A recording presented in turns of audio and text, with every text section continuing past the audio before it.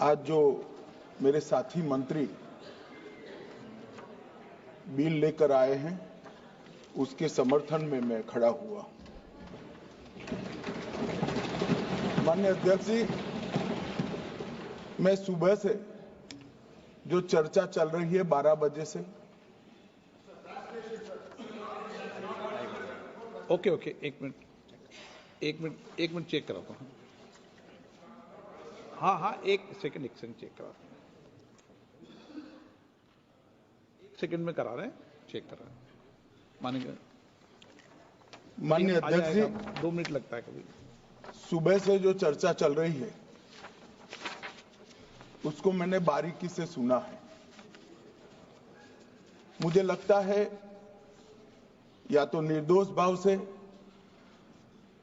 या तो राजनीतिक कारणों से ढेर सारी भ्रांतियां कई सदस्यों के मन में भी है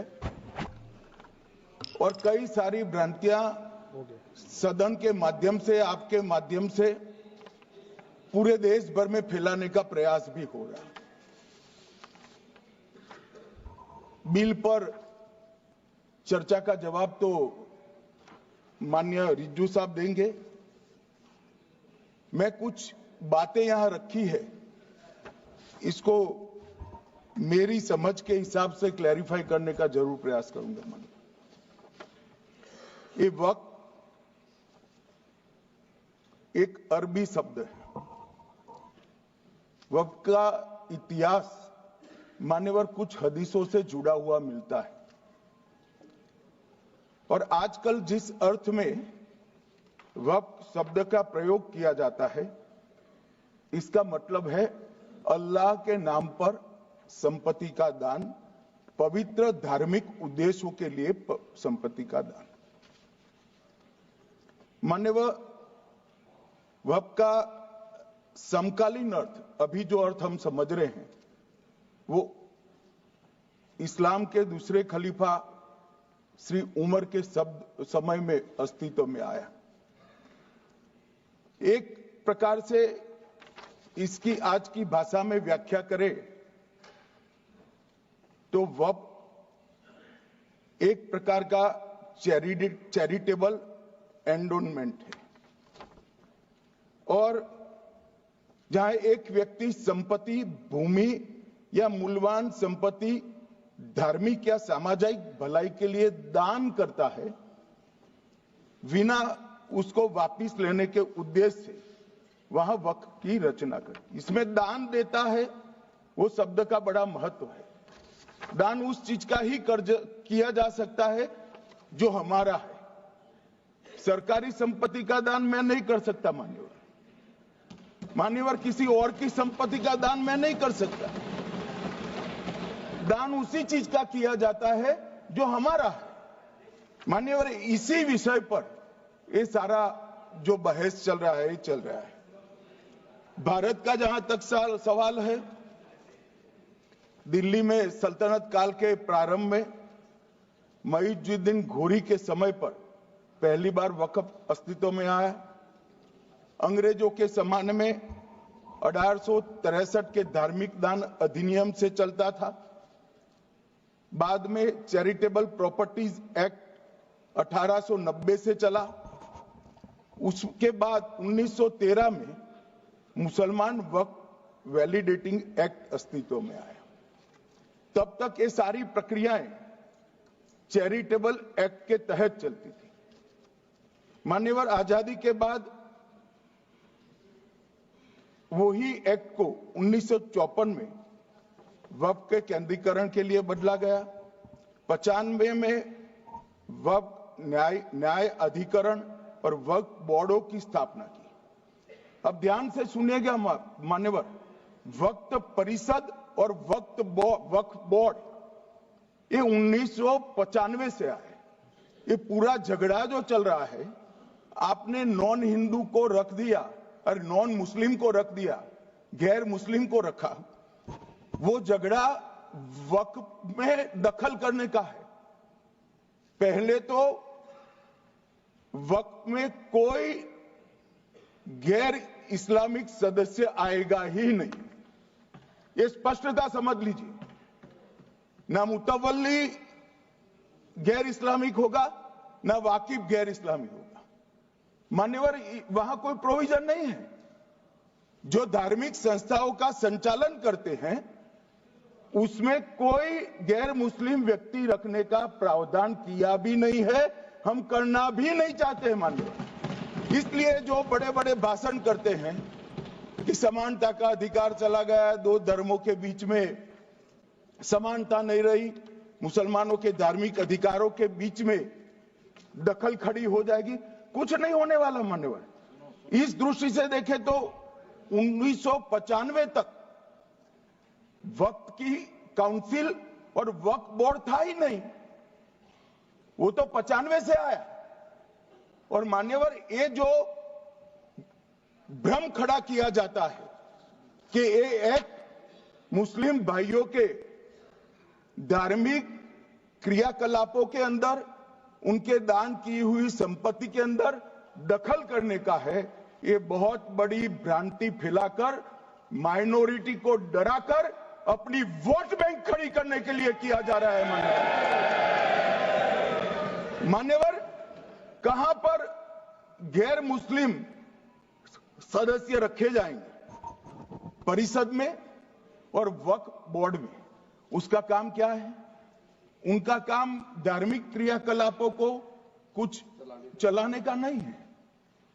वो शुद्ध रूप से वक्फ का जो कानून, दान के लिए किसी ने दी हुई संपत्ति, उसका एडमिनिस्ट्रेशन अच्छे से चल रहा है नहीं चल रहा है, कानून के हिसाब से चल रहा है नहीं चल रहा है, या तो दान जिस चीज के लिए दिया गया, इस्लाम धर्म के लिए दिया गया, गरीबों के भोजन के लिए दिया गया, गरीबों के उद्धार के लिए, वो उद्देश्य के लिए इसका उपयोग हो रहा है नहीं हो रहा है, इसका नियमन करने का काम है मान्यवर। अब मैं इसको मान्यवर बाकी सारे धर्मों के साथ कंपैरिजन करते हैं और कहते हैं दखल किया है, मैं उसको स्पष्ट करना चाहता हूं। मान्यवर, वक्फ जो है वो हमारे यहां ट्रस्ट एक्ट है, इसमें ट्रस्ट है। तो ट्रस्ट के अंदर जो ट्रस्ट को बनाते हैं वो ट्रस्टी होते हैं और एक मैनेजिंग ट्रस्टी होते हैं। वक्फ में वाकिफ होता है, वक्फ होता है और मुतवल्ली होता है। ये सारे इस्लाम के अनुयायी हैं। अरे भाई, आप कह रहे हो, हम तो कह रहे हैं क्योंकि इसका वक्फ शब्द ही इस्लाम से आया है, इसलिए हम कह रहे हैं कि वक्फ वो ही कर सकता है जो इस्लाम का अनुयायी हो। अब आप उसका विरोध कर रहे हो, तो आप तो वक्फ में भी नॉन इस्लामिक आदमी चाहते हो। मान्यवर, क्या कह रहे हैं? हम इसलिए कह रहे हैं कि वक्फ वो ही कर सकता है जो प्रैक्टिसिंग इस्लाम को प्रैक्टिस करता होगा, क्योंकि मान्यवर इसकी उत्पत्ति ही इस्लाम के सिद्धांतों से हुई। अब मान्यवर, वक्फ धार्मिक हुआ, वक्फ बोर्ड नहीं हुआ, वक्फ परिषद भी नहीं हुई। अरे सुनो भाई, मान्यवर, ट्रस्ट के अंदर ट्रस्टी जो होते हैं, जो चर्च होगा तो क्रिश्चियन होंगे, पारसी भी होंगे, पारसी के लिए वो ट्रस्ट होगा, तो हिंदू होगा तो हिंदू के लिए। अब चैरिटी कमिश्नर हम कहेंगे कि भाई मुस्लिम क्यों आया? मुझे बताओ, चैरिटी कमिश्नर एक्ट में मुसलमान चैरिटी कमिश्नर बन सकता है या नहीं बन सकता है? उसको ट्रस्ट नहीं चलाना है, उसको चैरिटी के कानून के हिसाब से वो ट्रस्ट चले, उसकी देखरेख करनी है। ये धार्मिक नहीं है, ये धर्म का काम नहीं है मान्यवर, ये एडमिनिस्ट्रेटिव वर्क है। और इसलिए तो फिर चैरिटी कमिश्नर हिंदू होगा तो वो क्रिश्चियनों के ट्रस्ट का कैसे देखरेख करेगा? चैरिटी कमिश्नर क्रिश्चियन होगा तो जैनियों के और हिंदुओं के ट्रस्ट का कैसे देखरेख करेगा? अब बताओ कि सारे ट्रस्ट के चैरिटी कमिश्नर अलग अलग बन, देश तोड़ दोगे आप लोग, तोड़ दोगे। हमने साहब, मैं अभी भी आपके माध्यम से, इस सदन के माध्यम से देश भर के मुसलमान भाइयों बहनों को कहना चाहता हूं, आपके वक्फ में एक भी नॉन मुस्लिम नहीं आएगा। ये एक्ट में ऐसा कोई प्रावधान नहीं। मगर जो वक्फ बोर्ड है और वक्फ परिषद है, उसका काम क्या है? वक्फ की संपत्तियां मान्यवर बेच खाने वाले लोगों को पकड़कर इसके बाहर निकालने का। वक्फ के नाम पर औने पौने दाम में संपत्तियों को 100 साल तक किराए पे देने वाले लोगों को पकड़ना है। वक्फ का जो पैसा होता है, इनकम जो गिरती जा रही है, जिसके माध्यम से माइनॉरिटी का विकास करना है, माइनॉरिटी को आगे बढ़ाना है, इस्लाम धर्म की सारी धार्मिक संस्थाओं को पुख्ता करना है। ये पैसा जो चोरी होता है ना, उसको पकड़ने का काम वक्फ बोर्ड वक्फ परिषद करे। और मान्यवर वो चाहते हैं कि इनके राज में जो मिलीभगत चली वो चलती रहे। ये नहीं चलेगी, ये नहीं चलेगी। और मान्यवर मैं आज आपको बताना चाहता हूं क्या स्थिति हुई है।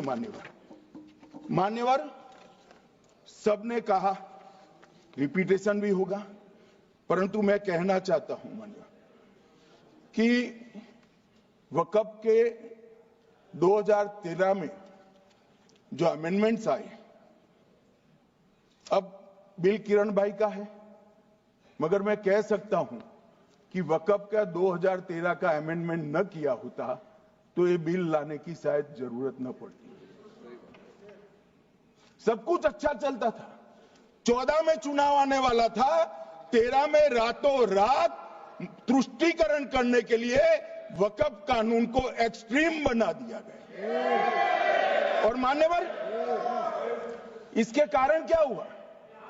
इसके कारण दिल्ली लुटियन की 123 वीवीआईपी संपत्ति कांग्रेस सरकार ने जब चुनाव मुहाने पर थे, 25 दिन दूर था, वक्फ को देने का काम कर दिया। दिल्ली वक्फ बोर्ड ने उत्तरी रेलवे की भूमि वक्फ के नाम घोषित कर दी। हिमाचल में वक्फ की संपत्ति बताकर उस पर अवैध मस्जिद बनाने का काम किया।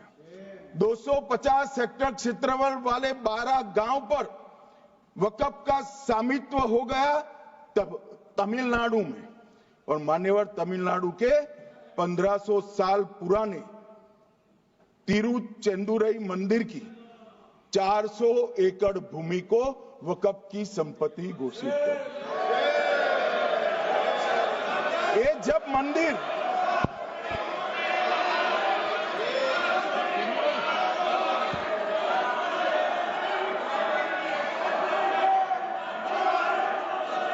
आपको मौका मिले जब अपनी बात कह देना, प्लीज बैठिए। मान्यवर कर्नाटक की, आपको मौका मिले जब अपनी बात कह देना, आप भी बहुत मिसलीड करते हैं। बैठिए गृह मंत्री जी। मान्यवर कर्नाटक की मणिपट्टी समिति का रिपोर्ट में पढ़ रहा हूं, इसमें मेरा कुछ नहीं है, खड़े मत हो जाना। ये मणिपट्टी समिति का रिपोर्ट है। 29,000 एकड़ भूमि वक्फ की बिजनेस के उपयोग के लिए किराए पर दे दी। मान्यवर 2001 से 12 के बीच 2 लाख करोड़ की वक्फ की संपत्ति निजी संस्थानों को हस्तांतरित कर दी 100 साल की लीज पर। मान्यवर बेंगलुरु में उच्च न्यायालय में बीच में पढ़ना पड़ा, 602 एकड़ भूमि को जब्त करने से रोकना पड़ा। विजयपुर कर्नाटक के होनवाड़ गांव की 1500 एकड़ भूमि पर दावा कर उसको विवाद में डाला और 500 करोड़ की संपत्ति जिस भूमि का मूल्य है, वहां 5 स्टार होटल को महीने 12,000 रुपए के किराए से दे दिया। अब मान्यवर ये कहते हैं कि इसका हिसाब किताब न करो, इसकी देखरेख न करो। भाई ये पैसा जो है देश के गरीब मुसलमान का है, ये गन्ना सोटों की चोरी के लिए नहीं। इसको रोकने के लिए। और इनके जो ठेकेदार बैठे हैं मान्यवर, ये यहाँ गरज गरज कर बोलते हैं, खुद तो समझे बगैर बोलते हैं, कुछ समझ कर बोलते हैं। उनको लगता है कि इससे हम जीत जाएंगे। मान्यवर, कर्नाटक में दत्तापीठ के मंदिर पर क्लेम किया, तालीपरंबा 75 साल पुराने एक दावे के आधार पर 600 एकड़ जमीन का दावा किया और ईसाई समुदाय की भी ढेर सारी जमीनों पर कब्जा कर लिया गया। मान्यवर, आज देश के कई गणमान्य चर्च और चर्च के समूह वक्फ बिल का समर्थन कर रहे हैं। उनको लगता है कि इसका विरोध कर हम मुस्लिम भाइयों की सिंपैथी जीतकर अपनी वोट बैंक पक्का करेंगे, उसमें कोई फायदा नहीं होगा अखिलेश। इसलिए कि 4 साल में मुस्लिम भाइयों को मालूम पड़ जाएगा कि ये कानून तो उनके फायदे में है। और इसके साथ ये दक्षिण के सारे जो सांसद बोल रहे हैं, अपनी अपनी कॉन्स्टिट्यूएंसी में सारे चर्च को मान्यवर नाराज कर रहे हैं, उनको पता नहीं, सारे चर्च को नाराज कर रहे हैं। सारे चर्च ने रिजोल्व किया है कि हम खिलाफ इसका हम समर्थन करते हैं। मान्यवर, तेलंगाना में 66,000 करोड़ की 1700 एकड़ जमीन पर दावा कर दिया। असम में मोरीगांव जिले की 134 एकड़ भूमि पर दावा हुआ। बिहार का मैं लालू जी के कोर्ट के साथ बाद में बताता हूं। गुरुद्वारा से संबंधित हरियाणा की 14 मरला भूमि को वक्फ को सौंप दिया। और मान्यवर, प्रयागराज में चंद्रशेखर आजाद पार्क को भी वक्फ घोषित किया। और मान्यवर, महाराष्ट्र के वडानगे गांव में महादेव की मंदिर पर दावा किया और बीड में कंकलेश्वर मंदिर की 12 एकड़ जमीन वक्फ बोर्ड ने जबरन ले ली। मान्यवर, ये सब जब जो चल रहा है, इसमें आज भी मैं स्पष्ट करना चाहता हूं, वक्फ जो कि मुस्लिम भाइयों की धार्मिक क्रियाकलाप और उनके बनाए हुए दान से ट्रस्ट है, उसमें सरकार कोई दखल करना नहीं चाहती है। मुतवल्ली भी उनका होगा, वाकिफ भी उनका होगा, वक्फ भी उनका होगा। परंतु वक्फ की संपत्ति, इसका रख रखाव ठीक से हो रहा है नहीं। वक्फ का संचालन कानून के हिसाब से हो रहा है, निजी उपयोग के हिसाब से। सैकड़ों साल पहले किसी बादशाह ने दान किया, हमारी भाषा में कहो तो धर्मादा किया। अब इसकी संपत्ति को आप 12,000 रुपये में 5 सितारा होटल बनाने के लिए दे देते हो, ये उचित है क्या भाई? वो पैसा गरीब मुसलमान के कल्याण के लिए करिए, तलाकशुदा महिलाओं के कल्याण के लिए करिए, जो अनाथ बच्चे हैं उसके कल्याण के लिए करिए। मान्यवर, ये करने की जगह बेरोजगार मुसलमान युवाओं के लिए स्किलिंग का काम करिए। लाखों करोड़ों रुपए की भूमि मान्यवर, और इनकम 126 करोड़ रुपया। रेलवे की जितनी जमीन है, जिसमें हजारों करोड़ लाखों करोड़ का रेलवे का कारोबार चलता है, इतनी भूमि वक्फ के पास है और इनकम 126 करोड़ रुपए। मान्यवर कहते हैं कि इनकम का क्या उद्देश्य है?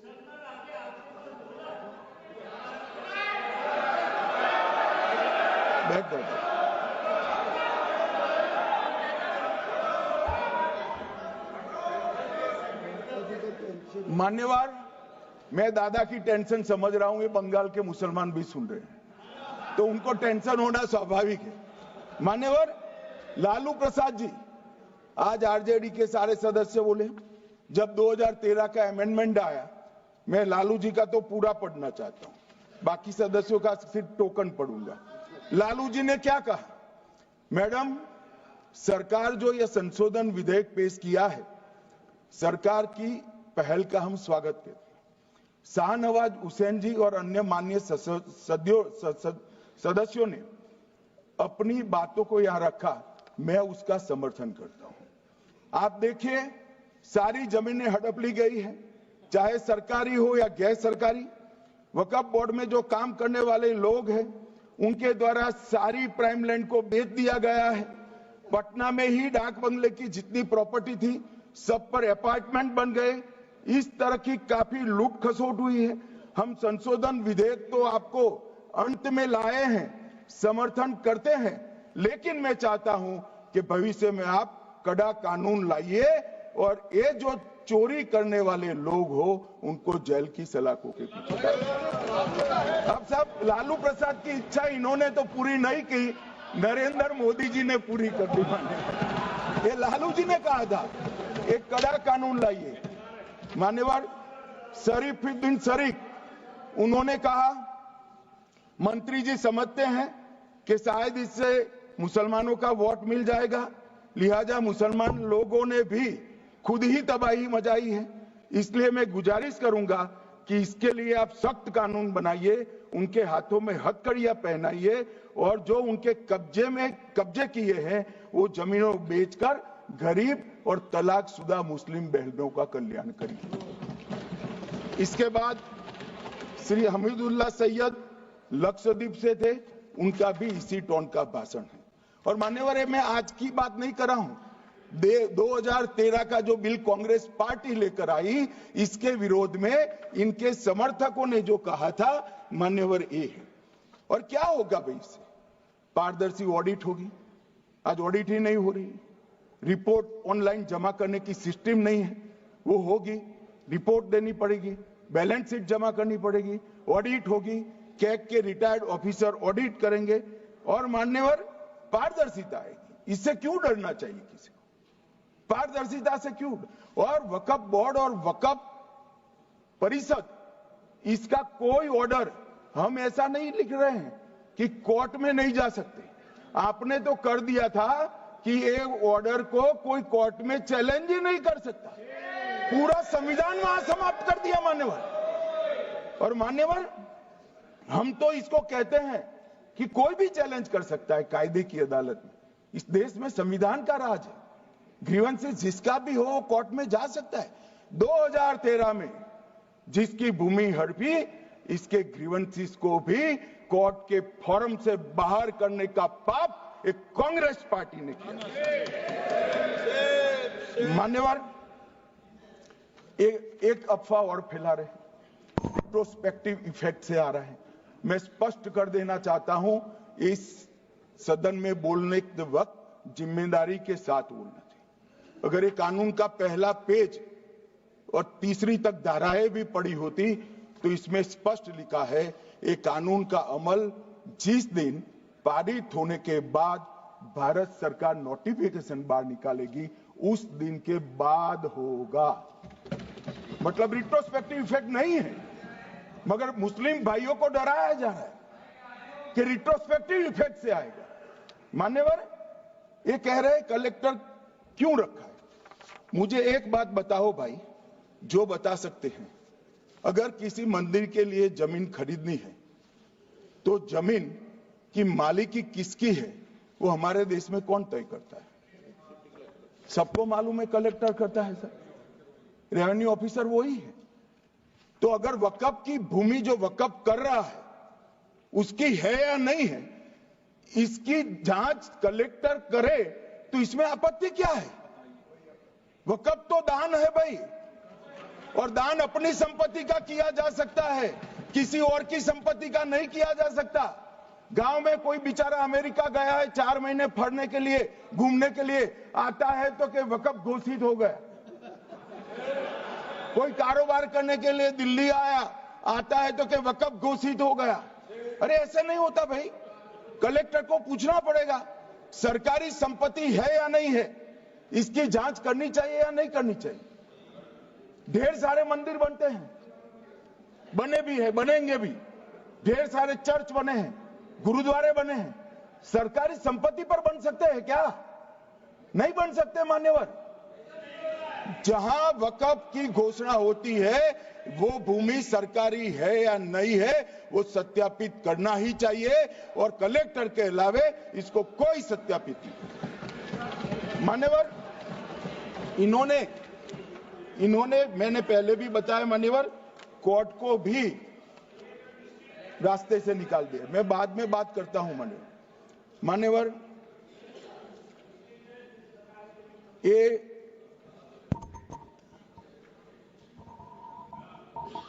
मान्यवर एक उपयोग के आधार पर वक्त की समाप्ति। मान्यवर ये कह रहे हैं कि सैकड़ों सालों से वहां प्रैक्टिस है। अब वो तो वक्फ रजिस्टर हो गया, आपने घोषित कर दिया, वक्फ में रजिस्टर भी हो गए, अब इसका सवाल नहीं है। मगर सैकड़ों साल की प्रैक्टिस, मुगलों के समय की प्रैक्टिस आज घोषित की जा सकती है क्या? अगर वहां नमाज पढ़ रहे हैं तो लोग देखते होंगे, कब्रिस्तान होगा लोग देखते होंगे, दरगाह होगी तो लोग देखते होंगे, और घोषित भी हो चुका होगा, रजिस्टर भी हो चुका होगा। अब अगर आप वक्फ घोषित करना है तो उसको ऐसे नहीं कर सकते मान्यवर, अधिकृत करना चाहिए। मान्यवर, जो दूसरा सुधार लेकर आए किरण जी, वो ही है कि धारा 36 में वक्फ संपत्तियों को बिना किसी स्पष्ट प्रक्रिया से, मालिकी की प्रक्रिया से पंजीकृत नहीं किया जा सकता। मान्यवर, अपील का प्रावधान वर्तमान में अधिनियम में ट्रिब्यूनल के निर्णय के खिलाफ अपील करने का कोई प्रावधान नहीं है। ये दृष्टिभ्रम खड़ा कर रहे थे गोगाई जी कि हाईकोर्ट में जा सकते। हाईकोर्ट में सिविल सूट नहीं जा सकता, रीट के अधिकारों का उपयोग कर हाईकोर्ट में जा सकते। सिविल सूट में ज्यादा प्रोटेक्शन मिलता है मूल मालिक को। आपने सिविल सूट को खत्म कर दिया था। रीट के जुडिक्शन बहुत सीमित है, हम सब जानते हैं कि ये सीमित कर दिया गया था, आप भी जानते हो, मगर आपको वोट बैंक चाहिए। मान्यवर, ये हमारा स्पष्ट सिद्धांत है भारतीय जनता पार्टी की, मोदी सरकार का, कि वोट बैंक के लिए हम कोई कानून नहीं लाए। कानून न्याय के लिए होता है, कानून लोगों के कल्याण के लिए होता है। इन्होंने कहा कैसे कैसे कानून आए हैं, मैं बता देता हूं सब। अभी कांग्रेस के महासचिव और माननीय सदस्य कह रहे थे क्या कानून आ रहे हैं सब, किस प्रकार के कानून आ रहे हैं।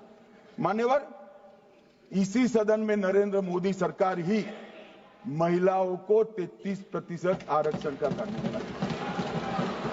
इसी सरकार में पिछड़ों को संवैधानिक अधिकार दिया गया। मान्यवर, इसी सरकार में बजट जो आए, इसमें गरीबों को गैस, शौचालय, पानी, 5 लाख तक का बीमा, 5 किलो अनाज, बिजली और घर दिए गए। मान्यवर, और कन्वर्जन कानून की बात करते थे और हंसते हंसते कहते थे कर्नाटक सरकार कन्वर्जन कानून लेकर आई है। सबसे पहला कन्वर्जन कानून उड़ीसा और मध्य प्रदेश में कांग्रेस सरकार लेकर आई, मगर उस वक्त कांग्रेस सरकार तुष्टीकरण की नीति पर नहीं चलती थी, महात्मा गांधी के सिद्धांतों पर चलती थी। मध्य प्रदेश और उड़ीसा में सबसे पहला कन्वर्जन के खिलाफ कानून कोई लाया तो कांग्रेस पार्टी लाई, और मुझे गर्व है मेरी पार्टी की सरकारें कन्वर्जन पर कानून लाती। मान्यवर, सबको अपना धर्म का अनुसरण करने का अधिकार है, कोई शौक से करे, मगर लोभ, लालच, भय, इससे धर्म परिवर्तन नहीं कराया जा सकता। किसी गरीब के पास खाना नहीं है, खाना देकर उसका धर्म बदला दोगे? कोई थोड़ा कम पढ़ा लिखा व्यक्ति है, उसका धर्म बदला दोगे? ऐसे नहीं होगा मान्यवर। और आपने भी किए हैं कानून, आप नए नए आए हो, आपको मालूम नहीं है मान्यवर, इनको मालूम नहीं, अभी अभी आए हैं 5 साल से। ये कांग्रेस पार्टी ने कानून किए थे।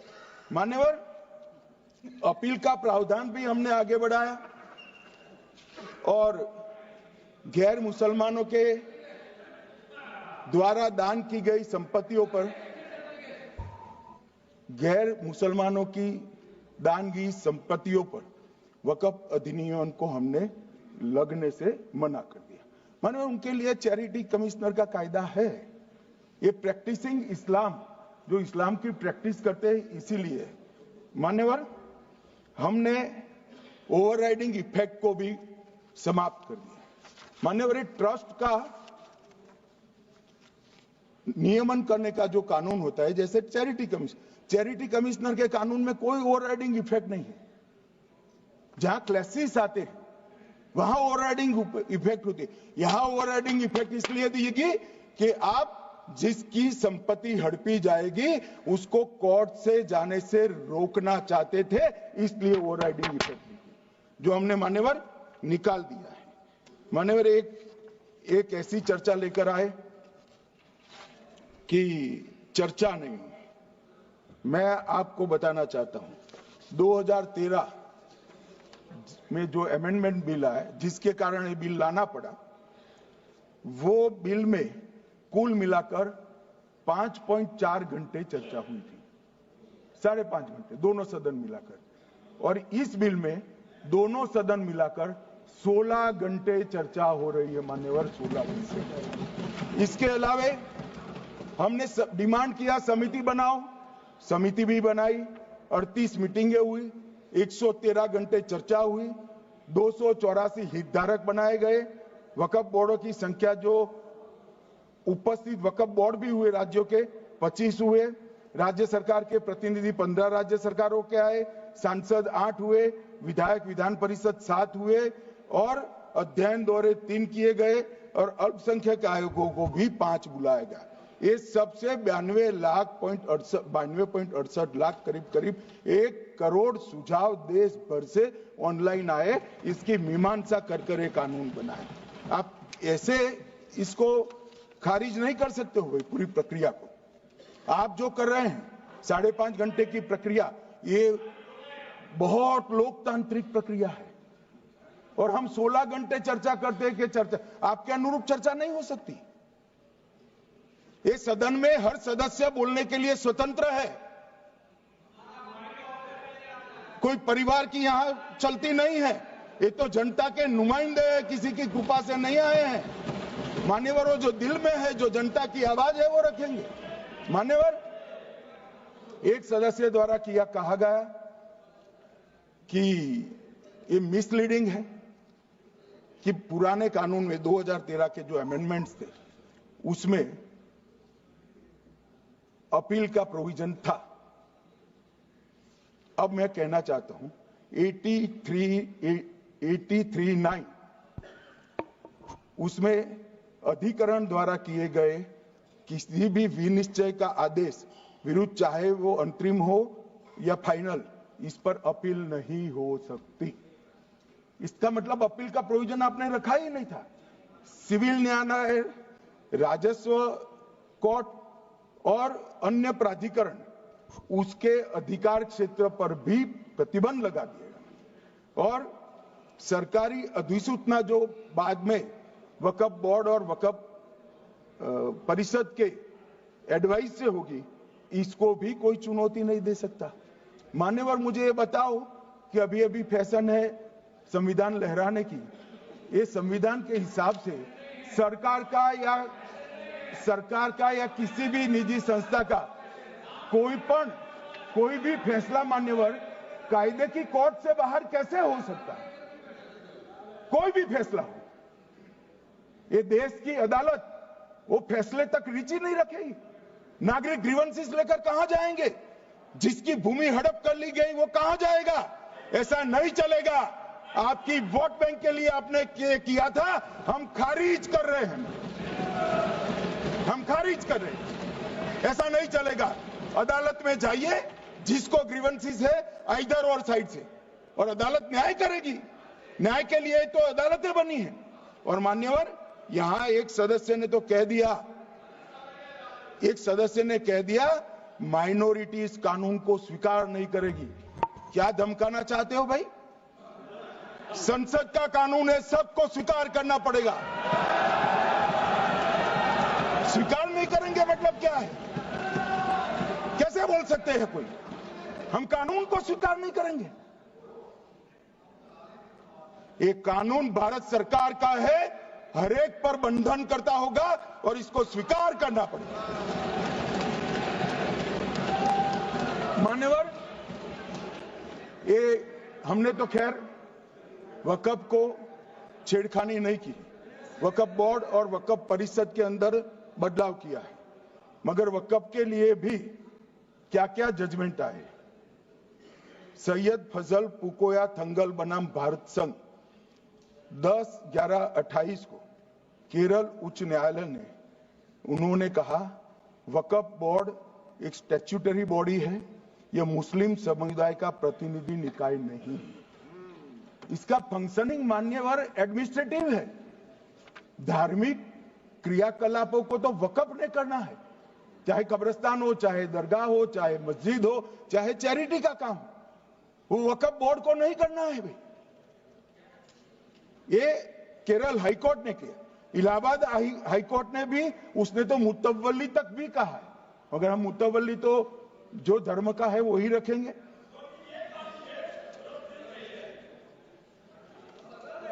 मान्यवर, इन्होंने कहा एक मुतवल्ली के कर्तव्य विशुद्ध रूप से धर्म निरपेक्ष कैरेक्टर है, मगर हम मुतवल्ली को छू नहीं रहे। मान्यवर ये कह रहे थे, मान्यवर ये कह रहे थे कि मान्यवर ये कह रहे थे कि कोई गड़बड़ियां नहीं हुई। मान्यवर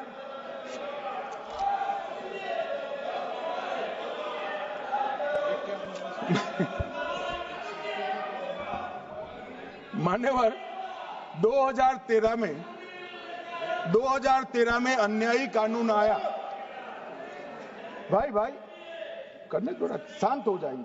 ये 26 के कारण डरे हुए और कुछ कारण नहीं। चुनाव जो है ना अक्टूबर में, 25 में जो चुनाव है इसके कारण मान्यवर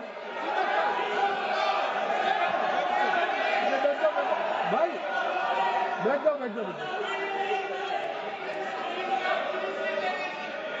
मान्यवर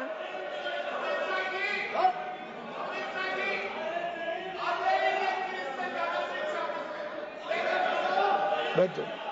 बंगाल में आकर कहूंगा ये राजनीतिक हिसाब किताब का अखाड़ा नहीं है, छाती पर ठोक कर कहूंगा ज्यादा सिखाएंगे।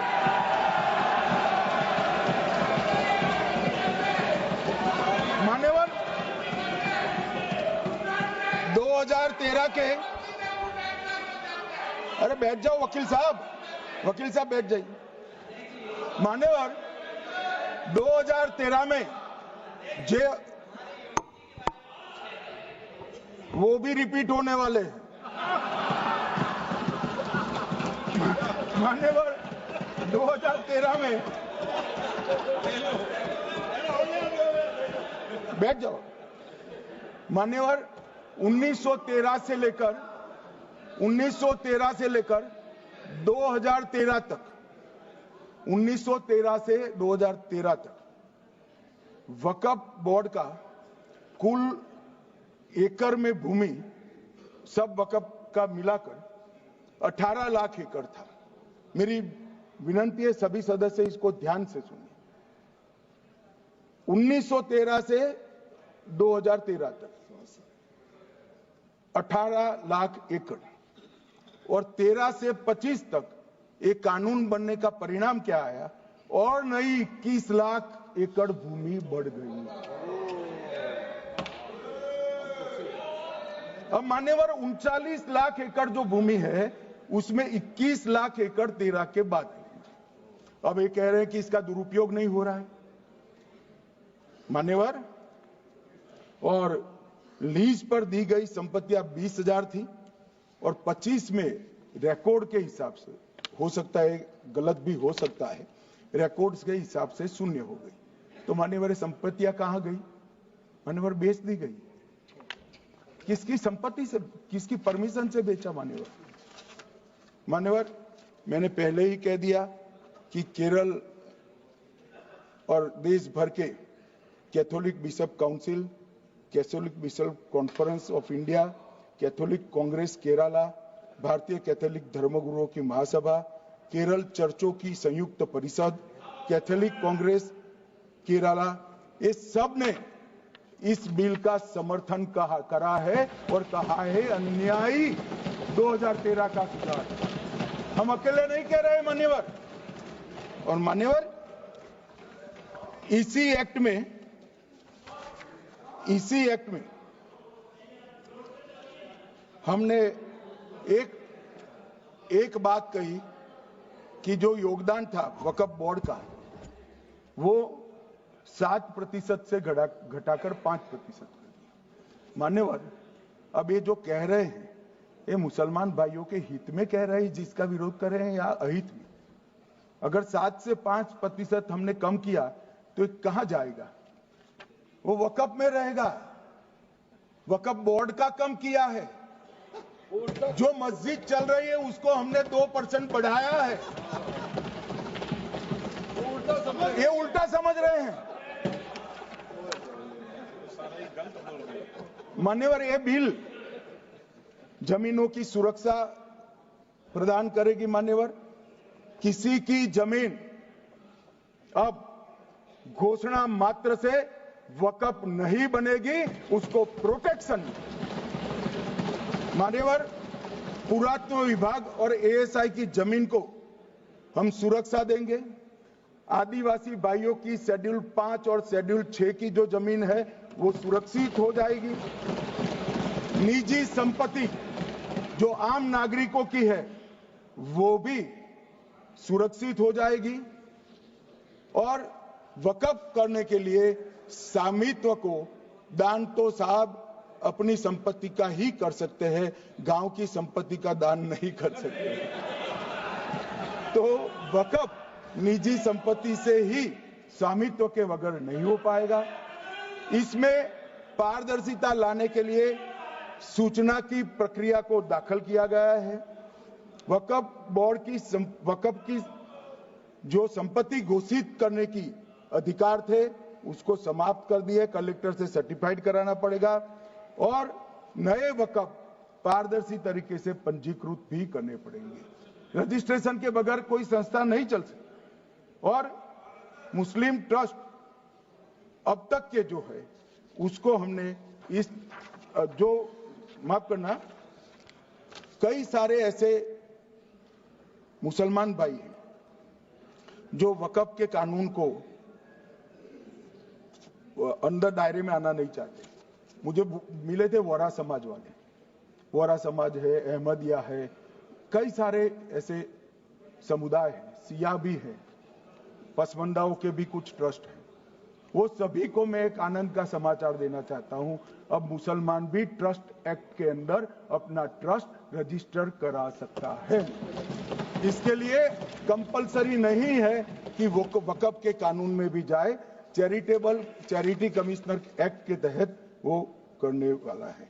मान्यवर, भूमि के रिकॉर्ड का कार्यालय होगा, समाचार पत्र और क्षेत्रीय भाषाओं में इसकी एडवर्टाइज दी जाएगी। ढेर सारे प्रावधान मान्यवर इसके अंदर किए हैं। महिला, सिया, पसमंदा, वोरा, अहमदिया, उनका हमने समावेश किया ही है। और उन्होंने कहा, मैं सुन रहा था, मान्यवर एक फैशन हो गई, राम जन्मभूमि का मंदिर बनाने की बात आई तो इस देश के अंदर खून की नदियां बह जाएगी, मुसलमान रोड पर आ जाएगा, मुसलमानों का ये हो जाएगा, वो ट्रिपल तलाक, फिर से डर, सीए आया कि मुसलमानों की नागरिकता चली जाएगी। जिन जिन ने भाषण किया है, एक मुसलमान की नागरिकता गई है तो बता दो।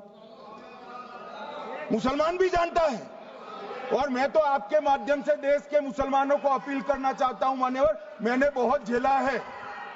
ये कहते थे कि सीए कानून मुसलमानों की नागरिकता लेने 2 साल हो गए, एक भी मुसलमान की नागरिकता गई है तो सदन के पटल पर रखी। कितना झूठ फैलाया इन्होंने। मान्यवर, धारा 370 हटाई, ये कह रहे थे मुसलमानों का ये हो जाएगा, वो हो जाएगा, फिर से उमर अब्दुल्ला जीत कर आज शासन कर रहे हैं। आतंकवाद समाप्त हो गया, विकास शुरू हो गया, पर्यटन बढ़ गया। मान्यवर, एक कांग्रेस पार्टी और उसके साथियों ने मुसलमान भाइयों को डरा डरा कर अपनी वोट बैंक खड़ी करने का काम किया। हम नहीं डरा रहे मुसलमानों को, आप डरा रहे हो भाई। आप कह रहे हो ये हो जाएगा।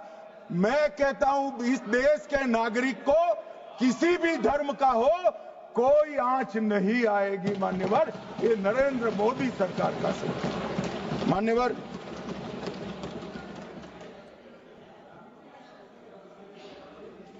इनको मान्यवर ना पिछड़ों की चिंता है ना मुसलमानों की। ये सालों से जातिवाद और तुष्टीकरण इसके आधार पर काम करते हुए आए हैं और जातिवाद और तुष्टीकरण की राजनीति कर कर अपने परिवार की पॉलिटिक्स को आगे बढ़ाए हैं। मगर 2014 से मान्यवर जातिवाद, तुष्टीकरण और परिवारवाद को एक साथ नरेंद्र मोदी ने समाप्त कर कर विकास की राजनीति इस देश में प्रस्तावित की। पॉलिटिक्स ऑफ परफॉर्मेंस, परफॉर्म करिए और चुनकर आइए। 3 टर्म मोदी जी को चुना है और 3 टर्म भारतीय जनता पार्टी की सरकार रहने वाली है। मेरी बात ठीक कर मान्यवर, अंत में मैं किरण जी को बहुत बहुत बधाई देना चाहता हूं कि बहुत अभ्यास कर सारे दूषणों को निकालकर वक्फ कानून को शुद्ध, पारदर्शी और उद्देश्यों को समर्पित बनाने का काम रिज्जू साहब लेकर आए हैं। मैं इसका समर्थन करता हूं। ईटी मोहम्मद बशीर, आप कुछ बोलना चाहते थे? छोड़िए, गृह मंत्री जी ने विषय रख दिया। मेरा नाम सर माननीय वेणुगोपाल जी ने लिया था और सर मैंने बड़ा स्पष्टता से सर कह दिया था। ईटी मोहम्मद बशीर बाद में करो। ईटी मोहम्मद बशीर छोड़िए। ईटी मोहम्मद बशीर